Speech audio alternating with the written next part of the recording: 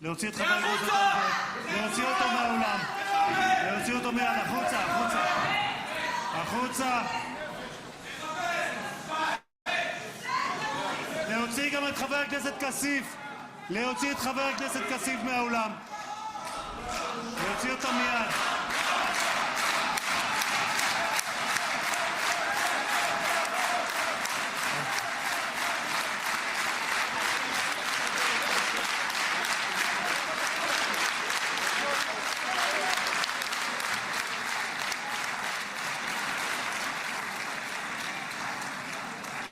Sorry for that, Mr. President. Thank you. Please.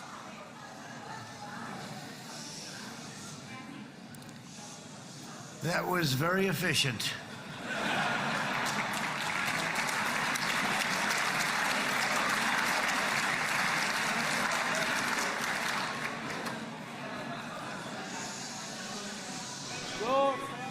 So back to Steve. He's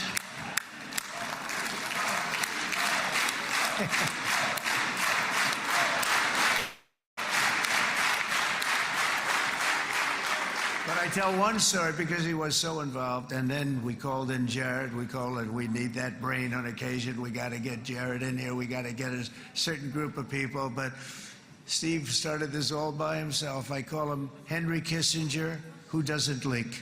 Okay? Henry is a big leaker. He leaked. Steve doesn't leak. Steve just wants to get the job done. He wants to do what's right. But I'll give you just a quick story because, as you know, he's working on the war with Russia and Ukraine, a war that would have never happened if I were president. A shame. 7,000 young soldiers a week are being killed. More than that this last week. It's a shame that it never happened. But it did happen, and we won the race, and I took over this horrible war that's been raging, and I thought it would be easily settled. I thought it was a hell of a lot easier than doing what we just did very successfully with Israel and a lot of other people.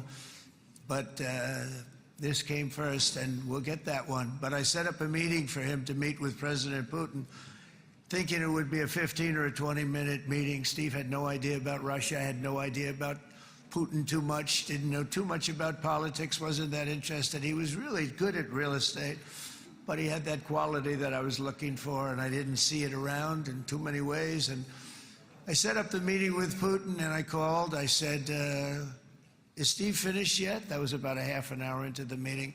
No, sir, he's not. He's still inside. This is in Moscow. I said, well, how's he doing? I don't know, sir. He's still inside. I called up an hour later. Let me speak to Steve. Sir, he's still with Putin. He's with President Putin. I said, wow, it's a long meeting, 1 hour. I called up an hour later, he was still with Putin. 3 hours later, he was still with Putin. 4 hours later, he started to get the word that he was going to be coming out soon.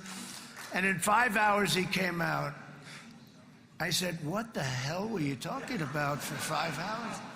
And he says, just a lot of interesting things. We're talking about a lot of interesting things, including what he went in there for, but you can't talk about it for 5. You can talk about it for a certain period of time, and you know what you're getting. But that's a talent. That's a talent, where you can do that. Most people I'd send in, number one, they wouldn't be accepted. Number two, if they were, the meeting would last 5 minutes, and that's what happens with Steve. Everybody loves him. They love him on this side. They love him on the other side. And he really is. He's a great negotiator because he's a great guy. So thank you very much, Steve, very much.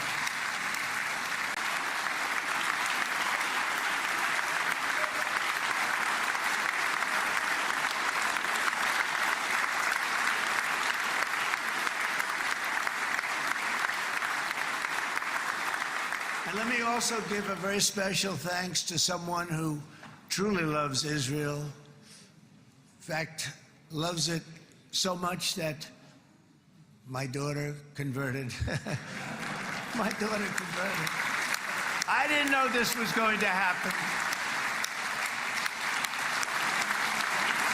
And Ivanka's here.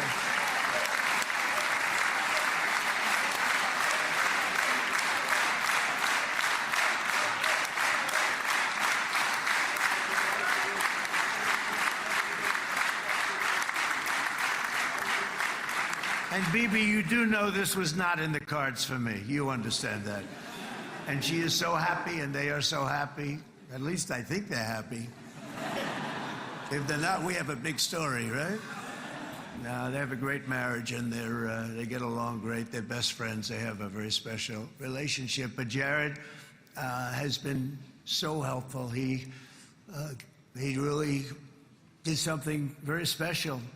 He established the Abraham Accords with a group of very wonderful people. I like calling it the Avraham Accords, because people that, right? Avraham. It's so cool. It's so much sort of nicer, you know, the Abraham versus the Avraham.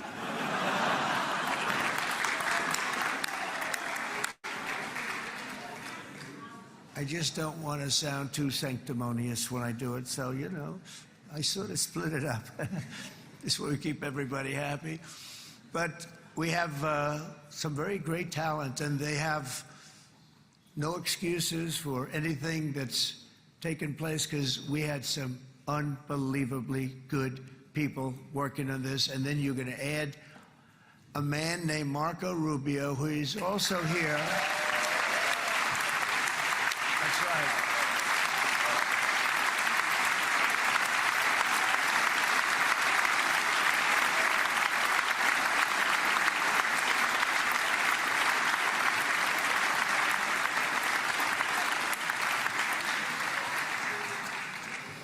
And I have a prediction that Marco will go down, I mean this, as the greatest Secretary of State in the history of the United States. I believe that. I believe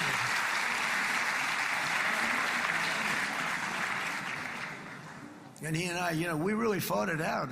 You remember, he was tough. He was nasty. Who the hell thought this was going to happen, Marco, right? And now I'm saying he's going to go down as the greatest. He will. He was always smart and sharp, and people respect him.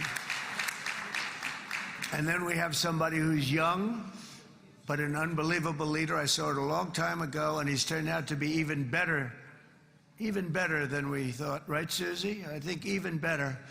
And that's Pete Hegseth, who is our Secretary of War, formerly Secretary of Defense.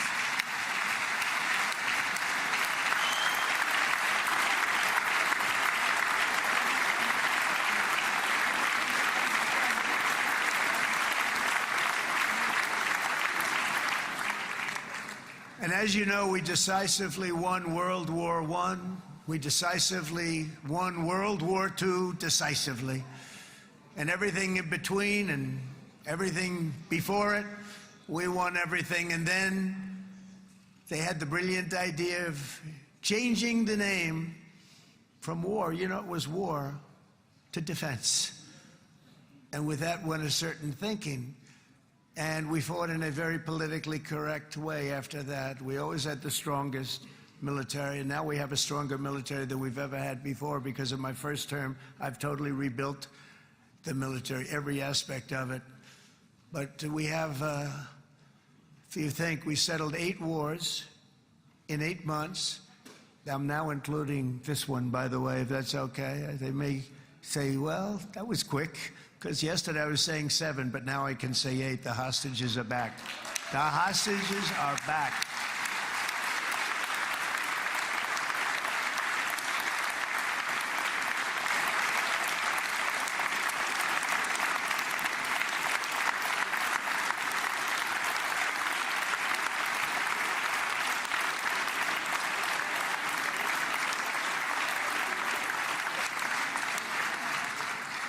It is a good feeling. Isn't that nice to say? You know, I just said the hostage. First time I said the hostages are back. It feels so good to say it.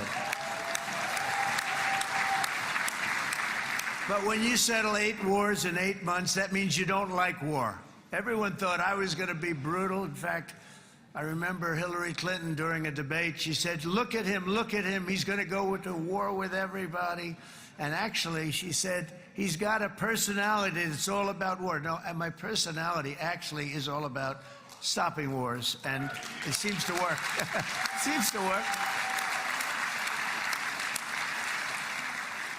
But it also means this name change and our attitude that we're not going to go into a war, but if we do, we're going to win that war like nobody has ever won a war before. We will not be politically correct, but we're not going to be there. And I think, you know, as you mentioned, Bibi, before, peace through strength, and that's what it's all about.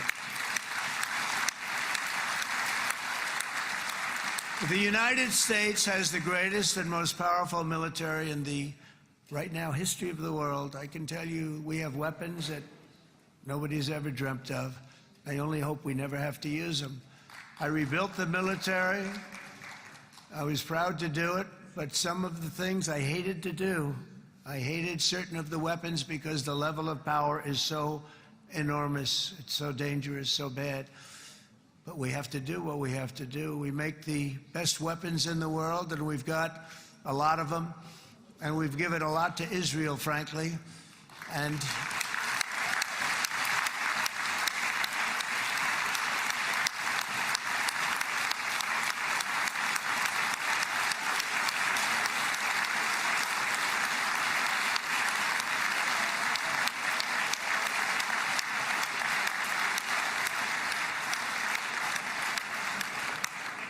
I mean, Bibi would call me so many times, can you get me this weapon, that weapon, that weapon? Some of them I never heard of, Bibi, and I made them. But we'd get them here, wouldn't we? And they are the best. They are the best. But you used them well. It also takes people that know how to use them.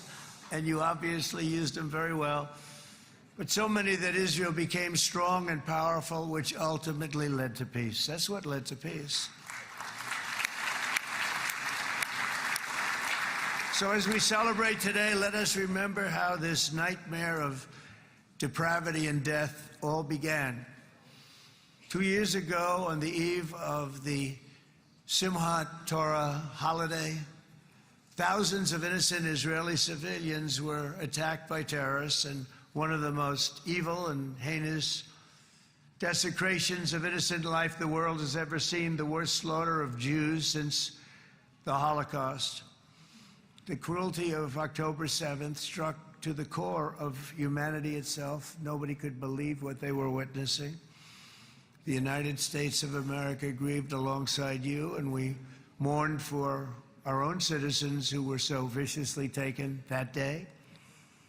And to all the families whose lives were forever changed by the atrocities of that day, and all of the people of Israel, please know that America joins you in those two everlasting vows: never forget and never again.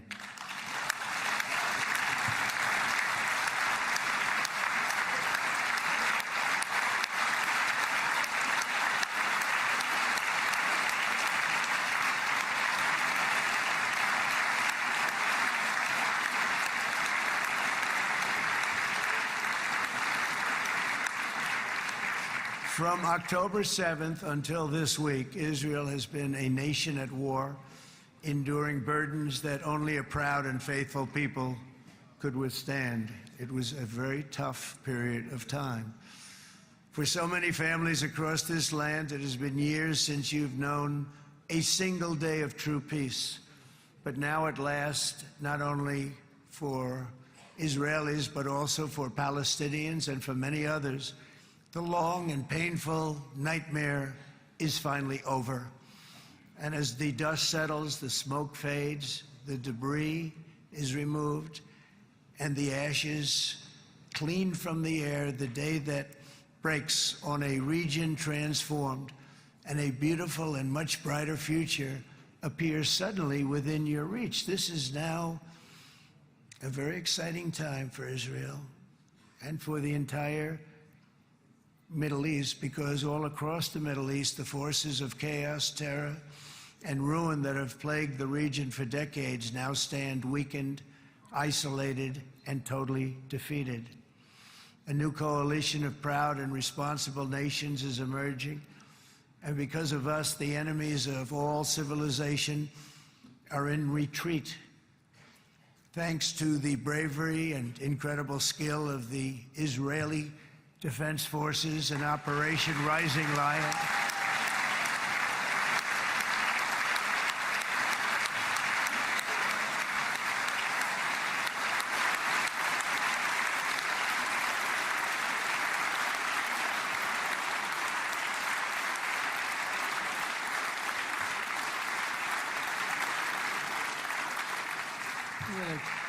guy's central casting. Let's put him in a movie. Look at him. Great job. And my people loved working with you. Loved it. They worked so well together. But many of Iran's top terrorists, including nuclear scientists and commanders, have been extinguished from this earth. And with Operation Midnight Hammer, boy, that's a great name for that, what we did.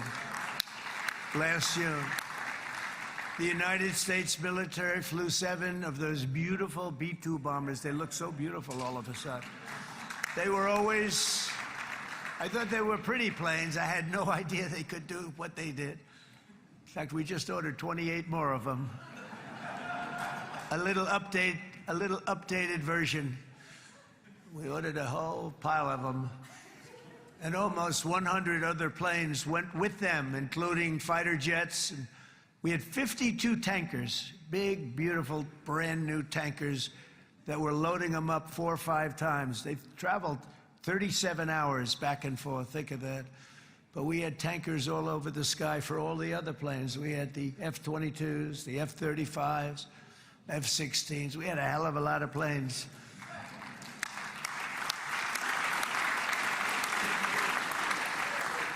So we had 52 gas stations in the sky. That's what they call them. I'll tell you, I wouldn't want to be flying one of them. We have our great General Caine right here. General, stand up. This guy. What a general. Thank you.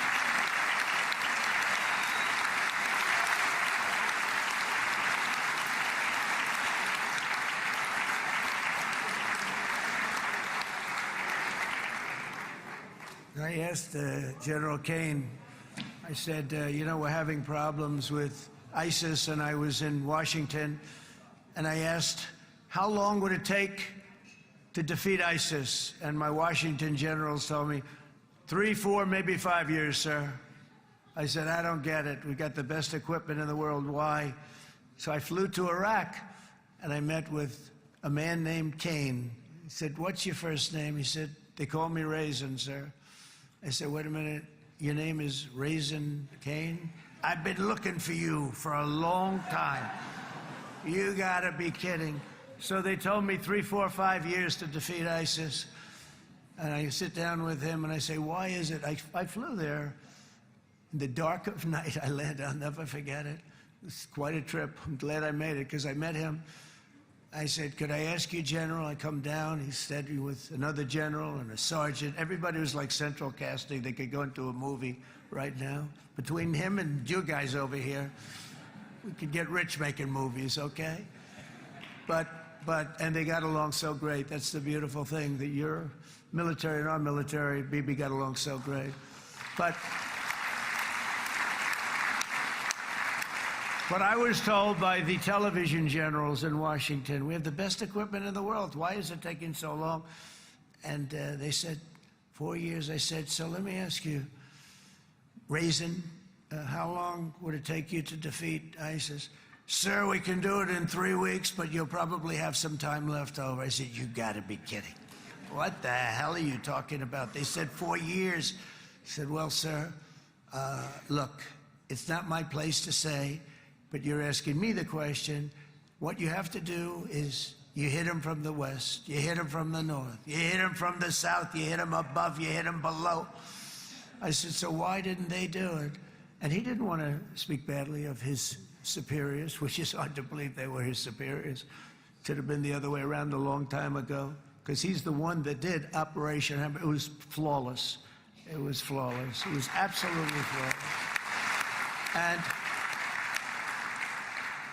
And I said, so you really think you can do it in 4 weeks? Yes, sir, 100%. You have to do it differently than they were doing it. They were using one base and it was hundreds of miles away. And he says, we have all these portable bases all over the Middle East.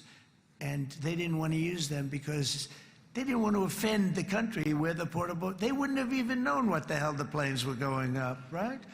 They wouldn't have known, but he said, no, they didn't want to defend anybody, offend anybody, and but we can do it in 4 weeks. I said, you sure about that? I'm going to call you back. I'll call you back on Monday. I'm going back to Washington. But you think 4 weeks? Yes, sir, I think we can do it in 4 weeks. We'll have time left over. So I call him on Monday. I say, you think you can do it? 4 weeks. I said, go ahead and do it. He did it. I'll tell you, he did it in 4 weeks, less than 4 weeks. So, General, stand up, please.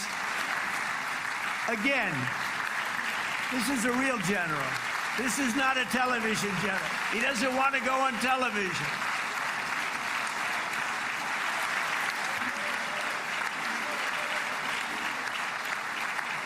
He doesn't want to go on television. I said the other guys love being on television.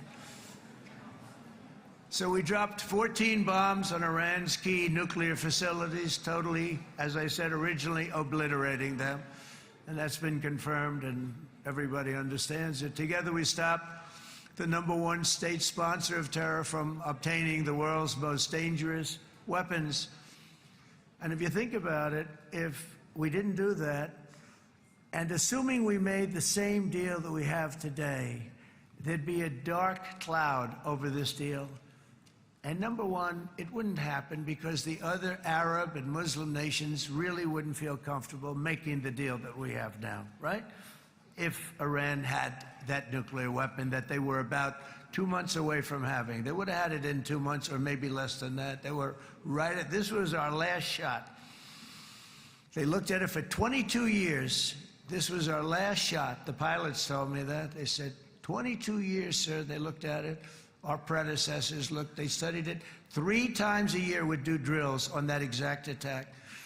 And boy, did they get it right. But let's assume they didn't, and let's assume there was large-scale nuclear weapons in the hands of Iran. We couldn't be here today. Even if we signed the deal, which we couldn't do because a lot of people would not want to have anything to do with it, we took a big cloud off of the Middle East and off of Israel.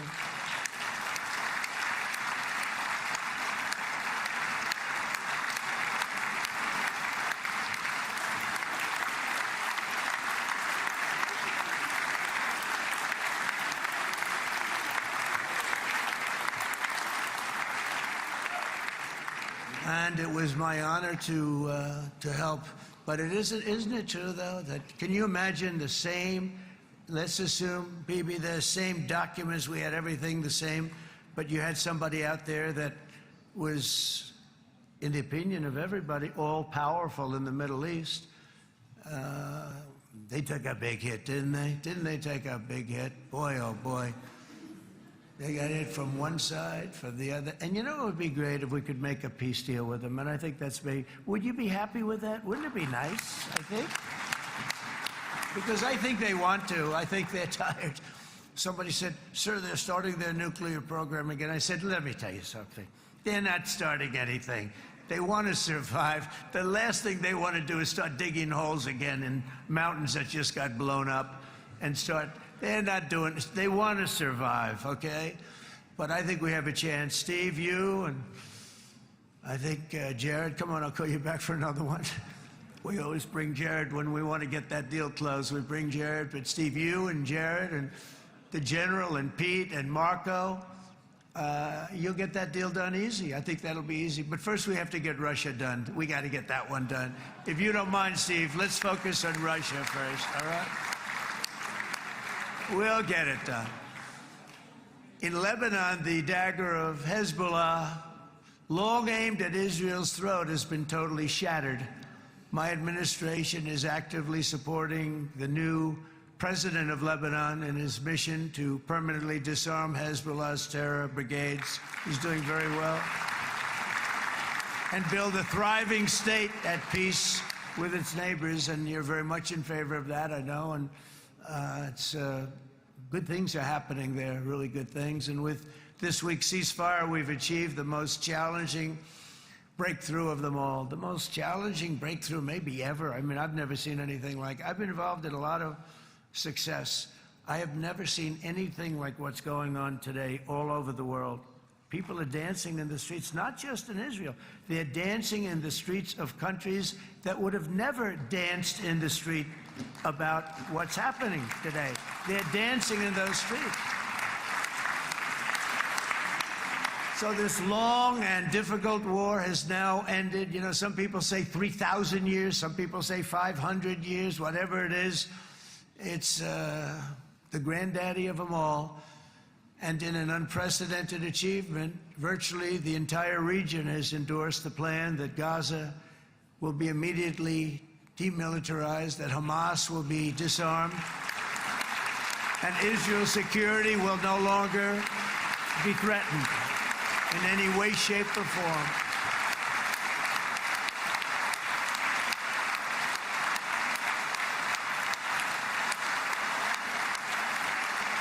So Israel, with our help, has won all that they can by force of arms. You've won. I mean, you've won.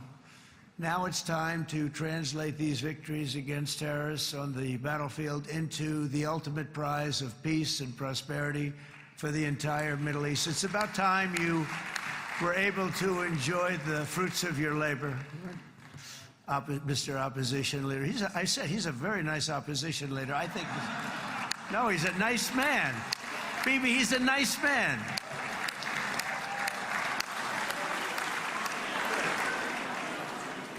He knows what he's doing, right? No, he's a very nice guy. Well, see, now you can be a little bit nicer, Bibi, because you're not at war anymore, Bibi.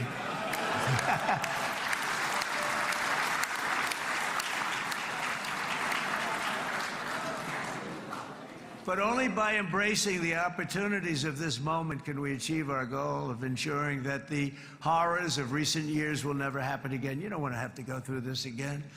8 years ago, I came to this region on a very special first trip abroad as the President of the United States. I came here very early at your request.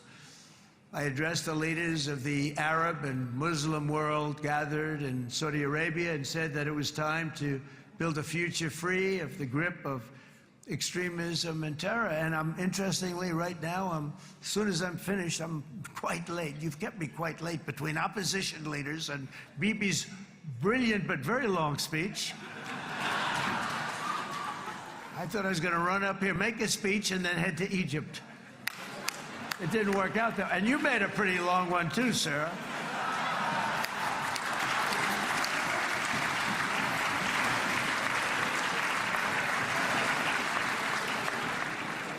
But I liked what you all said. It could be worse. Supposing on top of it, I didn't like what you said. That would be no good, Ron, would it? Ron, you did a great job, by the way, Ron.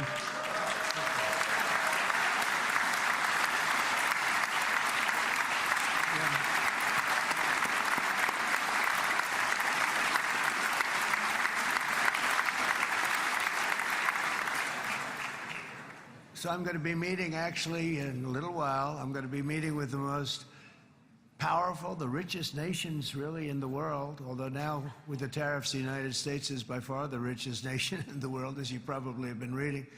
But the richest nations, most powerful nations, you know, tremendous, headed by some tremendous people in many cases. Some cases I wouldn't say necessarily I would endorse.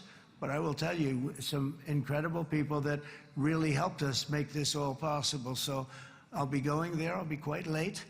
They might not be there by the time I get there. But we're going to give it a shot.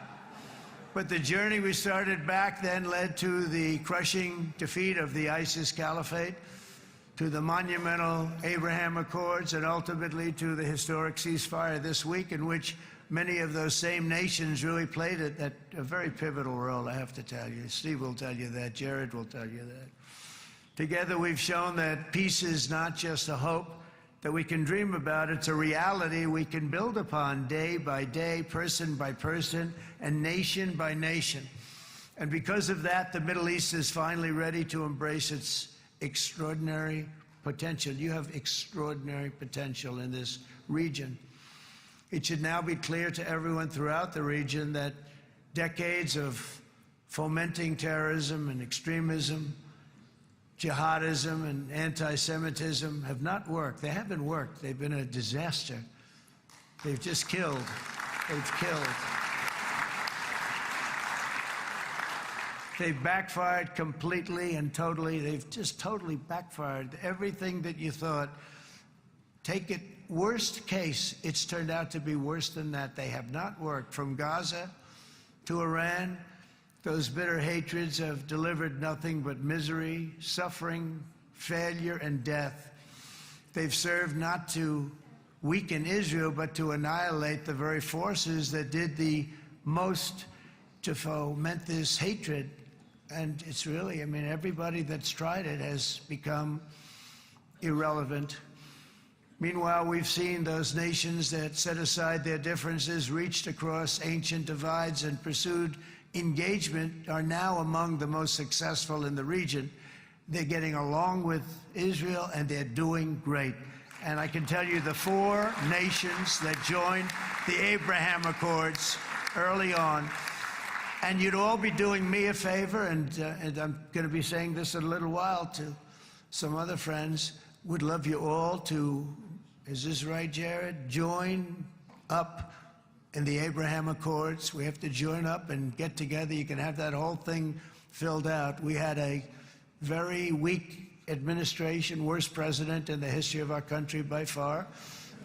And Barack Obama was not far behind, by the way.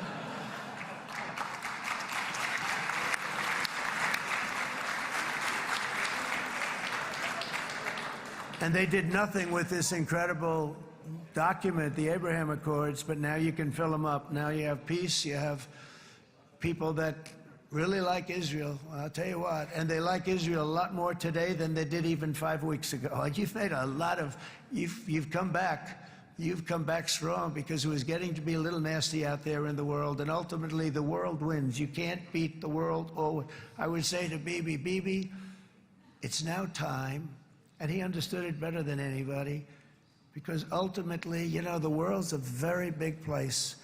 And I've said a lot. I said, this piece of land is very small. It's unbelievable what you've done with that tiny, you look at a map even of just, not the world, the Middle East, and you have this little dot. And think of what you've done. It's incredible. It's incredible.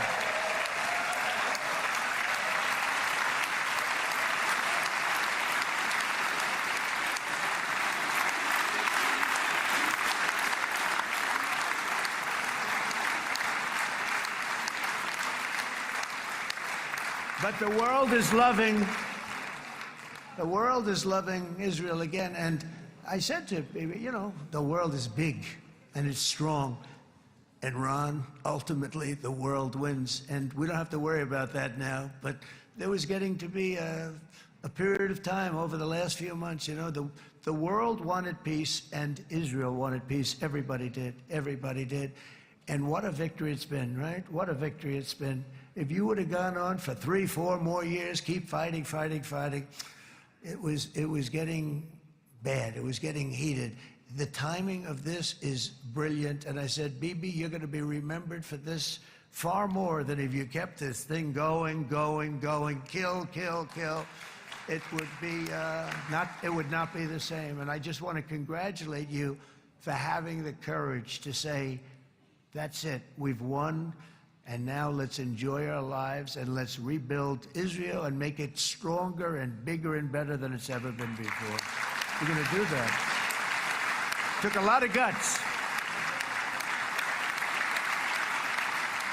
And the choice for Palestinians could not be more clear. This is their chance to turn forever from the path of terror and violence. It's been extreme, to exile the wicked forces of hate that are in their midst, and I think that's going to happen. I've met some people over the last couple of months that want to see it happen very much, and after tremendous pain and death and hardship, now is the time to concentrate on building their people up instead of trying to tear Israel down. We don't want that to happen again. And the total focus of Gazans must be on restoring the fundamentals of stability, safety, dignity, and economic development so they can finally have the better life that their children really do deserve after all these decades of horror. I intend to be a partner in this effort in the sense that we're going to help and we're going to do something that became unbelievably popular. Everybody wants to be on it. It's called the Board of Peace, okay? How about that? Is that a beautiful name? Like a board of peace.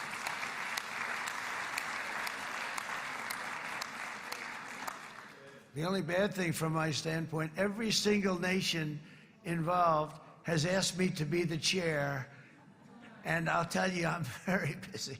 I didn't count on that, but you know what? If we do it, we'll do it right, and we have unbelievable power and wealth, because you're going to need wealth. You're going to need wealth to rebuild things, and they have wealth like few people have wealth. I want to thank the Arab and Muslim nations for their commitment that they've made to support a safe rebuilding of Gaza and beyond. I have many Arab countries, very wealthy countries, that came up and said, we'll put up tremendous amounts of money to get rebuild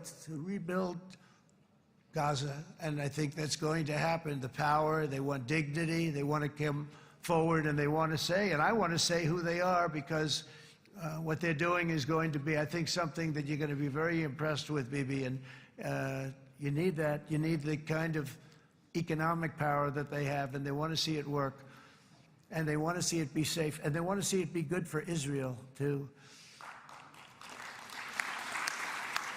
And as much money as it will be, and it's a lot, as you can see, it's a lot. For these countries, it's relatively little relative to their worth. It's really a lot of money like most people could never even conceive, but for these countries, it's not that much, especially because it ensures success and stability in the Middle East, which is what they want to see.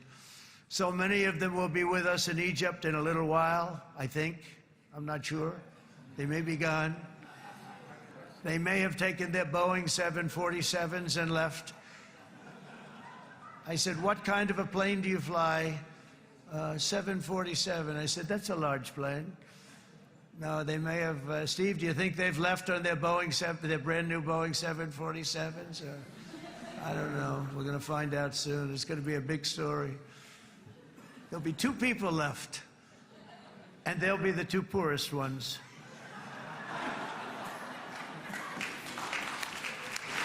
But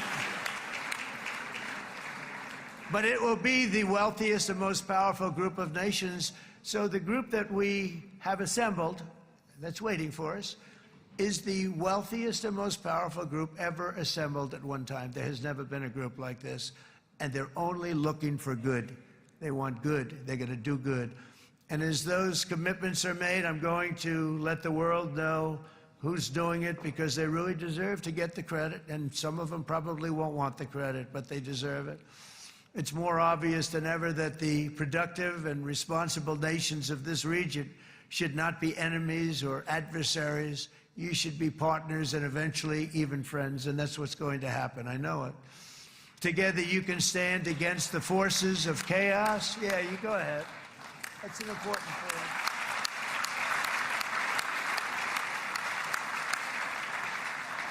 Because you can stand against the forces of chaos that threatened all of your interests, and it's always a big threat, and unleash incredible prosperity and opportunity for all the people of these lands, and that's what's going to happen. You're going to unleash numbers and success, the likes of which Israel has never been able to think of, because you're so firm, and you should be, and you've done the right thing in defending yourself.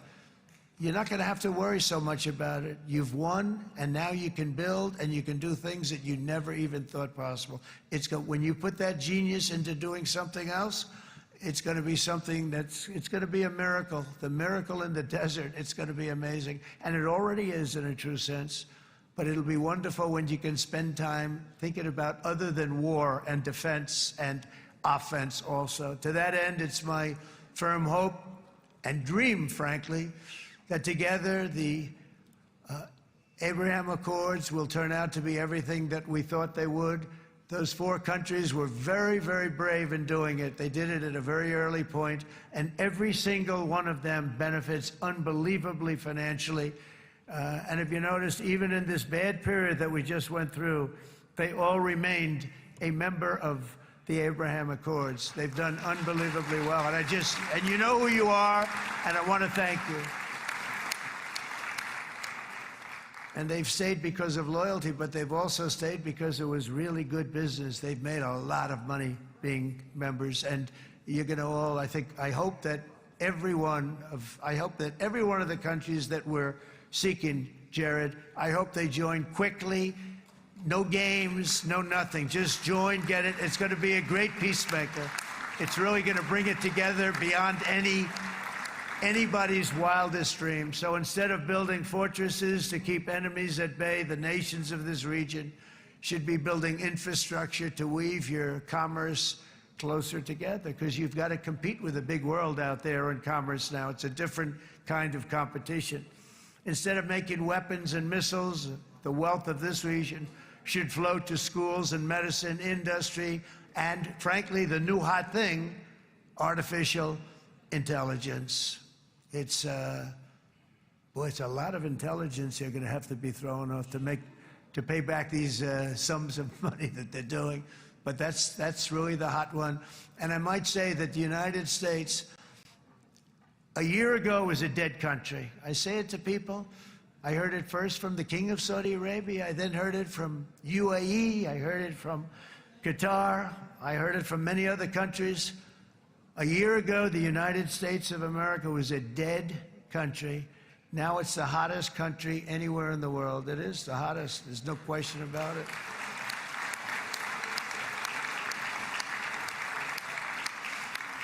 In fact, if you go back a year ago, before the election, although once we had November 5th, we became hot because people got it. I would say November 5th was a time that we became really hot. But once you go back a couple of years, if I were in charge and the country was doing what they were, nobody was going to ask me to speak. Nobody asked Joe Biden to come up and speak, I guarantee you that. And if they did, he would have turned them down, I promise you. He didn't speak. He didn't speak, and he didn't speak well. But all of the countries in the Middle East, it could have, what we're doing now, it could have happened a long time ago, but it was strangled and set back almost irretrievably by the administrations of Barack Obama and then Joe Biden. It was, there was a hatred toward Israel. There was an absolute hatred. The setbacks really started when President Obama signed the Iran nuclear deal. This was a disaster for Israel, and it was a disaster for everyone. And I remember that Bibi Netanyahu came to the United States and worked so hard to try and get Obama not to do that deal.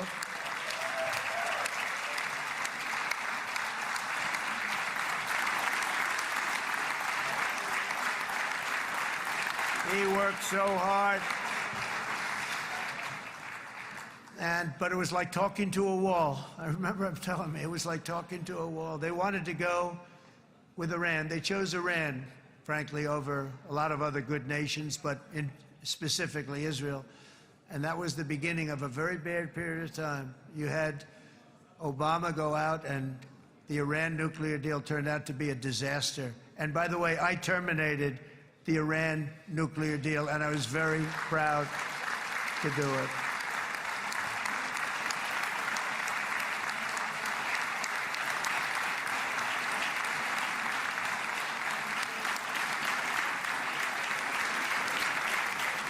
Yet even to Iran, whose regime has inflicted so much death on the Middle East, the hand of friendship and cooperation is open. I'm telling you, they want to make a deal. That's all I do in my life. I make deals. I'm good at it. I've always been good at it. And I know when they want. Even if they said, we don't want to make a deal, I can tell you they want to make a deal. All right, they do. They want to make a deal, and we're going to see if we can do something, because this is crazy what's happening, and we're not going to have this anymore. Neither the United States nor Israel bear the people of Iran any hostility. We merely want to live in peace. We don't want any looming threats over our heads, and we don't want to even think in terms of nuclear destruction. It's not going to happen, never will happen. There's nothing that would do more good for this part of the world than for Iran's leaders to renounce terror, stop threatening their neighbors, quit funding their militant proxies, and finally recognize Israel's right to existence. They have to do that. They have to do that. And to Iran, and as you know, this is not said out of weakness. There's no weakness. But I'm going to say this, that we are ready when you are, and it will be the best decision that Iran has ever made. And it's going to happen. It's going to happen. And they're good people. I know a lot of Iranians in the United States. They're good people, smart, hardworking people. They don't want to see what's happened to their country. The story of fierce Israeli resolve and triumph since October 7th should be proof to the entire world that those who seek to destroy this nation are doomed to bitter failure. The state of Israel is strong, and it will live and thrive forever.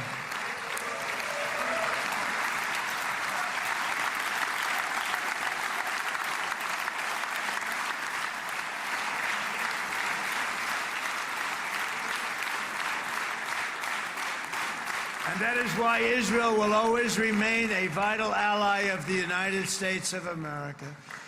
Israelis share our values, field one of the world's most powerful militaries. You really do. You have an amazing, what a job you've done. And have one of the most innovative economies on earth. Those are just a few of the reasons why I'm proud to be the best friend that Israel has ever had. And they all say it in the White House. They all say it. I guess it's true because everybody says it, baby. You said it today. Thank you. But as president, I terminated the disastrous Iran nuclear deal, and ultimately I terminated Iran's nuclear program with things called B-2 bombers. It was swift, and it was accurate, and it was a military beauty. I authorized the spending of billions of dollars, which went to Israel's defense, as you know. And after years of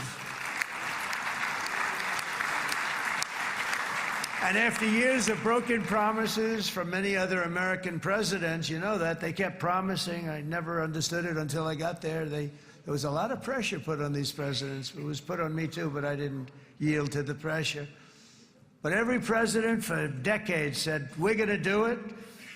The difference is I kept my promise and officially recognized the capital of Israel and moved the American embassy to Jerusalem.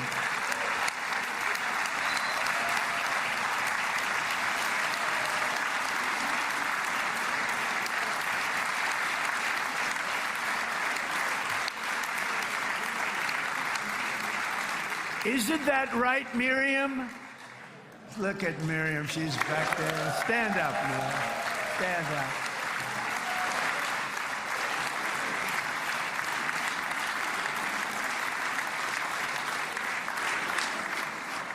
Miriam and Sheldon would come into the office. They'd call me. He'd call me. I think they had more trips to the White House than anybody else I can think of. Look at her sitting there so innocently. She's got $60 billion in the bank. $60 billion. And I think she's saying no more. And she loves Israel, but she loves it, and they would come in, and her husband was a very aggressive man, but I loved him. He was a very aggressive, very supportive of me. And he'd call up, can I come over and see you? I say, Sheldon, I'm the president of the United States. It doesn't work that way. He'd come in, we would do.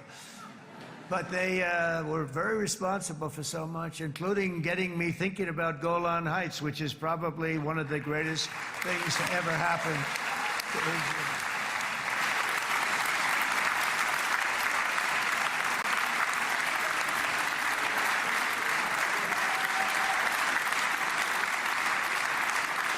Miriam, stand up, please. She really is. I mean, she loves this country.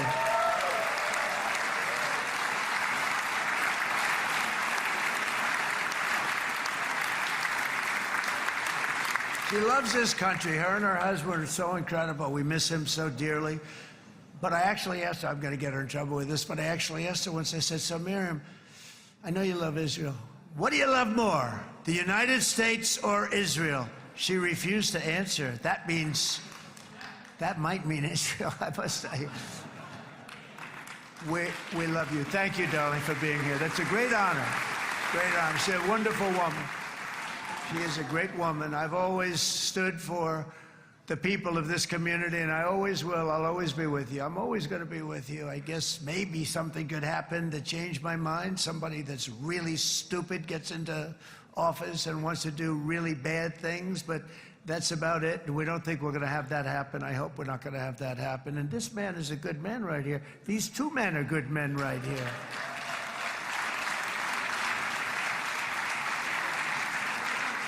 Hey, I have an idea.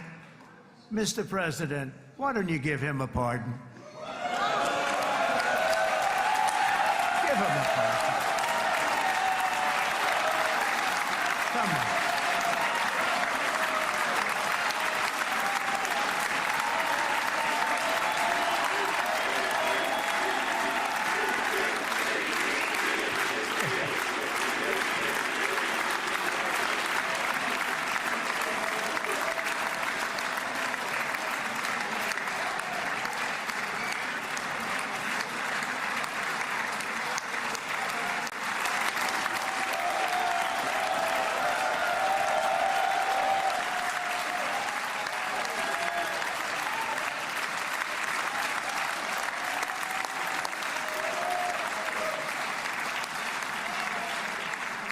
By the way, that was not in the speech, as you probably know.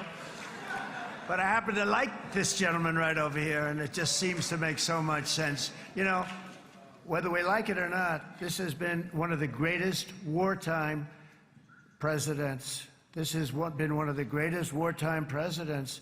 And cigars and champagne, who the hell cares about that?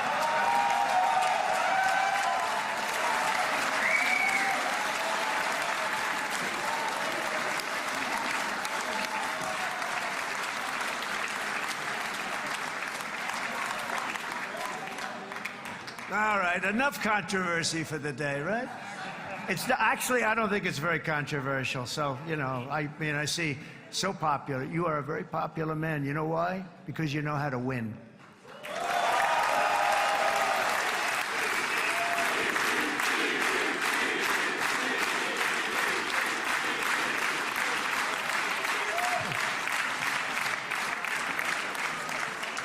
Over the past 2 years, I've met many of the families of the Israelis taken hostage and those that were taken hostage. Unbelievable. I've looked into their eyes. I've seen the worst nightmares of their suffering, but I've also seen something else, the beautiful love of the people, the love of people, frankly, that hold things together, the love that gives you the courage to carry on through thousands of years of persecution and repression and to emerge with the heart of David.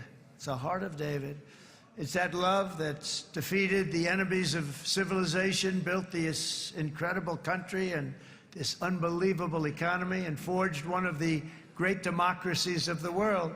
That is why it's a true honor to stand here today and address this assembly in your ancient and eternal now capital, Jerusalem. I'm proud to have helped in that regard. This city and this nation stand as living proof that a much brighter future for this entire region is truly within our grasp. For thousands of years, Jerusalem has been a home to Christians, Jews, Muslims, and people of all ethnicities and creeds. This is the holy center of the world's three great Abrahamic faiths. I like that too. Adorned, it's the first time I've seen that word in a while. Adorned with their sacred sites and alive with their pilgrims and visitors from every corner of the globe. But here between the Western Wall, the Temple Mount, and the hill called Calvary, people of every faith and background live, work, pray, serve, and raise their families side by side, and they do it with love.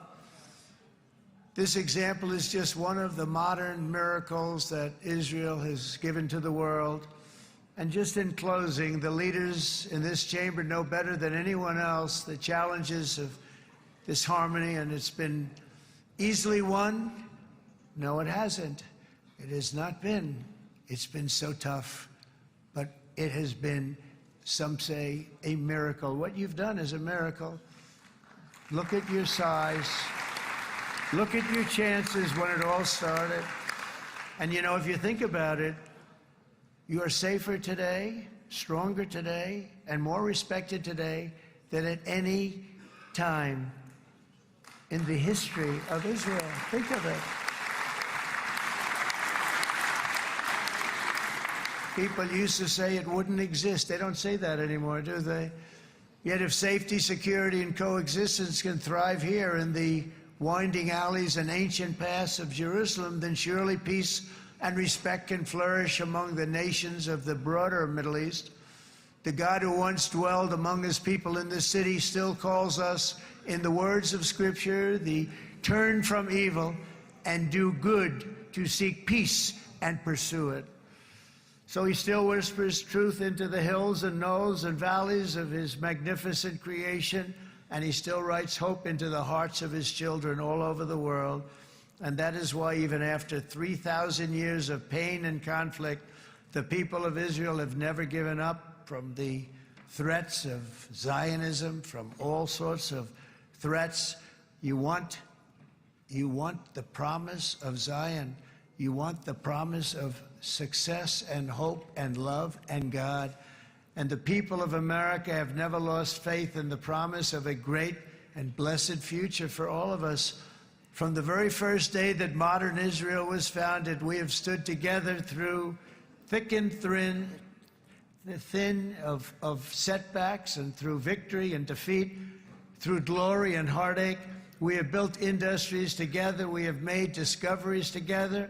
We have confronted evil together, and we have waged war together, and perhaps, most beautifully of all, we have made peace together. And this week, against all odds, we have done the impossible and brought our hostages home.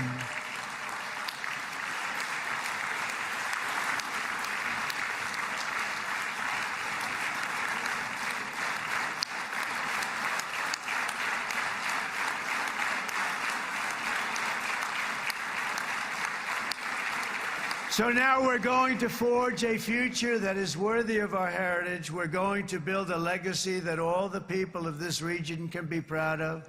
New bonds of friendship, cooperation, and commerce will join Tel Aviv to Dubai, Haifa to Beirut, Jerusalem to Damascus, and from Israel to Egypt, from Saudi Arabia to Qatar, from India to Pakistan, from Indonesia to Iraq, from Syria to Bahrain, Turkey to Jordan, the United Arab Emirates to Oman, and Armenia to Azerbaijan, another war that I just settled. We are going to have hope, harmony, opportunity, and happiness here in the spiritual and geographic center of the entire world. That's what you are. Israel, America, and all of the nations of the Middle East will soon be safer, stronger, greater, and more prosperous than ever before.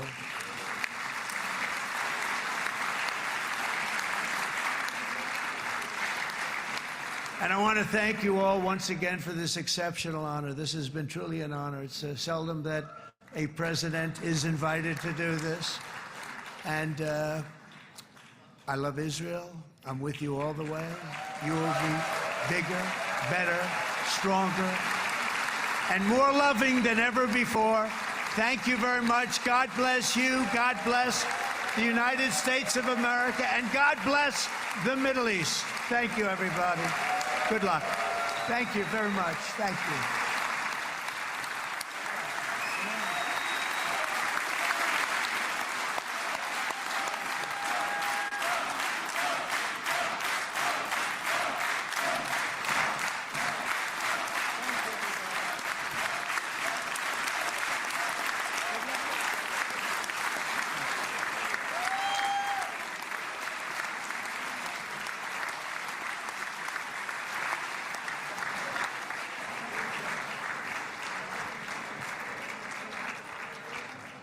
אני מודה לנשיא ארצות הברית של אמריקה על דבריו.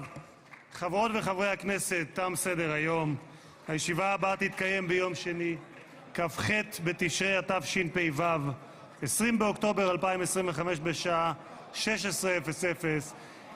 חג שמח ובשורות טובות. ישיבה זו נעולה. כבוד הנשיאים וכבוד יושב ראש הכנסת,